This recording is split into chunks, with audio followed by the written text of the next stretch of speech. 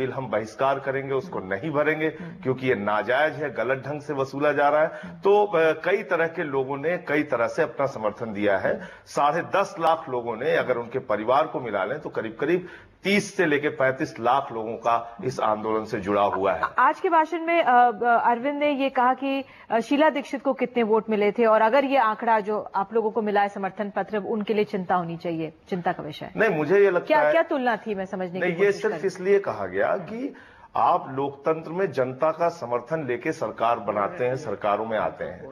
बिजली और पानी आज की तारीख में दिल्ली का सबसे बड़ा मुद्दा है, जिससे आम आदमी पीड़ित है, त्राहि त्राहि कर रहा है। 24 लाख लोगों ने पिछले चुनाव में शीला दीक्षित जी की सरकार को वोट दिया था। अगर आज के 10.5 लाख के समर्थन पत्र का अगर हम हिसाब करें, 3 लोगों के भी परिवार को मान लें, तो करीब करीब 30 लाख से 35 लाख लोगों ने इस आंदोलन को समर्थन दिया। इसका मतलब कि ये सरकार के विरुद्ध जनता का एक जनमत है कि आप को हमने चुना, आपको हमने सत्ता दी, लेकिन बिजली पानी जैसे जो मूलभूत हमारी जरूरतें हैं, आवश्यकताएं हैं, उसको पूरा करने में आप नाकाम रही हैं। और उसके पीछे जो सबसे बड़ा कारण है वो भ्रष्टाचार। एक परिवार से एक ही समर्थन पत्र आया होगा ना? नहीं, एक परिवार से कहीं कहीं 2 आ गए हो तो नहीं मालूम, ज्यादातर परिवारों से एक ही समर्थन पत्र आया। ठीक है, ठीक है। महाबल मिश्रा जी, क्या आप लोगों के लिए चिंता की बात है जिस तरह से संजय और आम आदमी पार्टी जिस राह पर आगे बढ़ रही है और जिस तरह से फिगर्स दे रहे हैं? देखिए, ये फिगर दे रहे हैं वो उनकी नजर में होगा, लेकिन मैं समझता हूं जहां तक हम लोग आम लोगों में घूमते हैं, अनथराइज कॉलोनी हम लोगों का और रीसेटलमेंट कॉलोनी, बहुत सारे कॉलोनियां हैं, इस तरह का समर्थन नजर नहीं आती है जिस तरह से ये कहते हैं हमको समर्थन मिला है।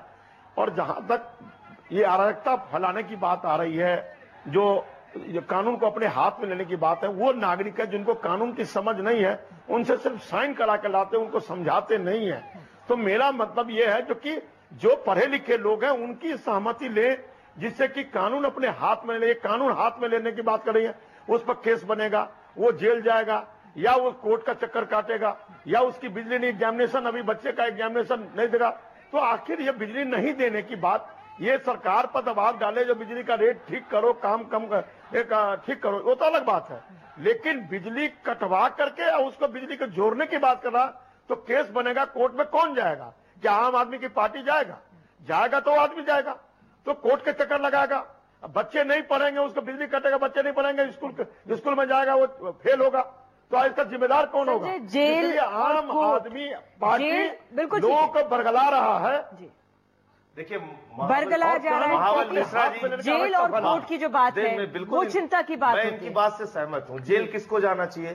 जेल जाना चाहिए प्राइवेट कंपनियों को जिन्होंने भ्रष्टाचार करके और अपने गलत अकाउंट्स DERC में दिखाकर बिजली का दाम दिल्ली के अंदर बढ़ाया है। जेल उन लोगों को जाना चाहिए जिन लोगों ने इन प्राइवेट कंपनियों के साथ मिलकर नाजायज तरीके से मदद की है बिजली कंपनियों की और भ्रष्टाचार करके दाम बढ़ाया है। तो जेल जो लोग भ्रष्टाचार के कारण बिजली का ज्यादा दाम भुगत रहे हैं उनको जाना चाहिए, या जेल उनको जाना चाहिए जिन्होंने भ्रष्टाचार किया है? सवाल इस बात का है। ठीक है, आपकी सोच है, लेकिन मैं एक बात और जोड़ दूं कि जब आप किसी भी लोकतंत्र के अंदर अहिंसात्मक तरीके से किसी भी चीज का प्रतिरोध करते हैं, उसका विरोध करते हैं, तो उसमें लाठी भी खानी पड़ती है, जेल भी जाना पड़ता है, मुकदमे भी लिखवाने पड़ते हैं। मुझे नहीं मालूम जाए आम आदमी जाएगा तो मुश्किल, उसको समझेंगे आम आदमी के। फिर डॉक्टर पात्रा, बीजेपी कैसे देख रही? क्योंकि बीजेपी ने मुद्दा उठाया था, लेकिन उस पटल पर जब विजय गोयल पहुंचे थे दिल्ली के अध्यक्ष, इस मुद्दे को लेकर अरविंद केजरीवाल वहां पे पहुंच गए और अरविंद केजरीवाल ने उस पटल पर पहुंचकर वो मुद्दा उनके हाथ से ले लिया और अब ये आम आदमी पार्टी का मुद्दा बन गया है। चिंता है ना बीजेपी के लिए? देखिए निधि, व्यक्तिगत रूप से संजय जी मेरे से बड़े उम्र के हैं और मेरे बड़े भाई हैं, मैं छोटा भाई हूं, किंतु पार्टी के नाते हमारे पार्टी बड़ी भाई है और इनकी पार्टी छोटी है। बड़ा भाई हमेशा ही प्रोत्साहन करता है, मुस्कुराता है। भाई मान लिया। देखिए, हर पार्टी भाई भाई है, ऐसा नहीं है। कांग्रेस और बीजेपी तो शायद भाई भाई पे एग्री नहीं करेंगे। हम वैचारिक सुनिए, हम वैचारिक वो भाई भाई कांग्रेस और बीजेपी सुनिए, रेटरिक रूप पे मत लीजिए। वैचारिक रूप से हम अलग हो सकते हैं, किंतु आखिरकार हिंदुस्तानी है, ये बोलने में कोई शर्म नहीं होना चाहिए। आप देखिए, हम अलग पार्टी जरूर हैं, मगर हम बड़ी पार्टी हैं, परिपक्व पार्टी है, स्ट्रक्चर्ड पॉलिटिकल पार्टी है।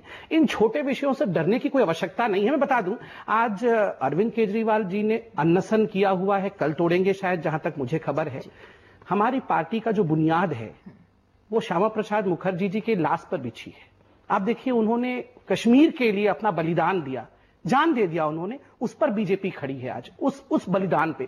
तो हम ये अनशन और आंदोलनों से नहीं डरते हैं। कहेंगे कि हमारी अनशन पे खड़ी है, अन्ना का नहीं, बिल्कुल बिल्कुल स्वागत है, स्वागत भ्रष्टाचार की। मैंने शुरू में ही कहा कि हम बड़े भाई हैं, परिपक्व पार्टी हैं, मुस्कुराएंगे, कभी भी इस पे लड़ेंगे नहीं, क्योंकि लड़ तो वो भी अत्याचार के खिलाफ ही रहे हैं, लड़ तो वो भी भ्रष्टाचार के खिलाफ रहे हैं। कौन किससे मुद्दा छीनता है ये महत्वपूर्ण नहीं है, क्या हम अत्याचार के खिलाफ लड़ रहे हैं ये महत्वपूर्ण है। और जहां तक आपने विजय गोयल के मंच के विषय में कहा, मैं आपको याद दिला दूं, विजय गोयल जी का मंच था, उन्होंने शिष्टाचार युक्त अरविंद केजरीवाल जी को वहां बुलाया था, कटसी से बुलाया था।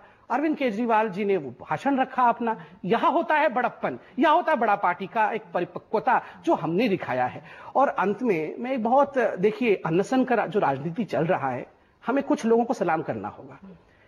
स्वाधीनता से पहले एक व्यक्ति ने अनशन करके अपनी जान गंवाई थी, जतिन दास, और स्वाधीनता के पश्चात भी एक व्यक्ति ने आज तक, एक ही हिंदुस्तानी ने अनशन करके जान गंवाई है, वो है पोट्टी श्रीरामुलु, जिन्होंने आंध्र प्रदेश नामक राज्य को बनाने के लिए अनशन किया था और अंततः मृत्यु हुई थी। गांधी जी भी लगभग मृत्यु के कगार तक पहुंचे थे, जिसके पश्चात अंबेडकर और उनके बीच पूना पैक्ट साइन हुआ था।